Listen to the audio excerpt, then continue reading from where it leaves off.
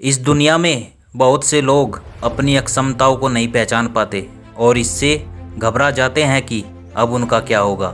आज की एक छोटी सी कहानी आपको खुद पर भरोसा करना सिखाएगी। एक गांव के पास एक जंगल था। उस जंगल में एक गाय, एक घोड़ा, एक गधा और एक बकरी चरा करते थे। वे एक दूसरे से बात करते करते दोस्त बन गए। पास ही एक पेड़ था जिसके नीचे एक खरगोश रहता था। उन चारों की दोस्ती से प्रभावित होकर खरगोश भी उनका दोस्त बन गया। एक बार सब लोग बात कर रहे थे। अचानक उन्हें कुछ शिकार करने वाले कुत्तों की आवाज़ करीब से सुनाई दी। आवाज़ सुनकर खरगोश बहुत डर गया। डर के कारण खरगोश ने गाय से कहा कि तुम मुझे अपने सींगों पर बैठा लो। जब शिकारी कुत्ते आए तो उन्हें अपने सींगों से मार देना।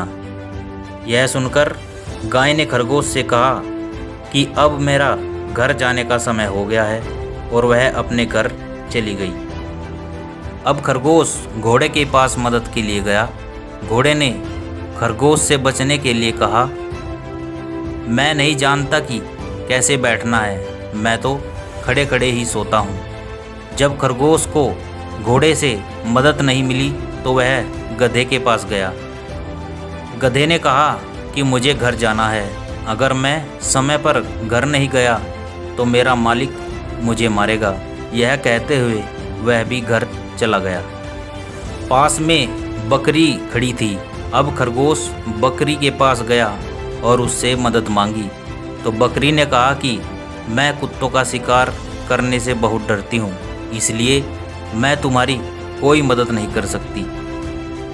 कुछ ही समय बाद शिकारी कुत्ते वहाँ आ गए। मदद की कमी के कारण जब खरगोश ने शिकारी कुत्तों को देखा तो खरगोश तेजी से भागने लगा।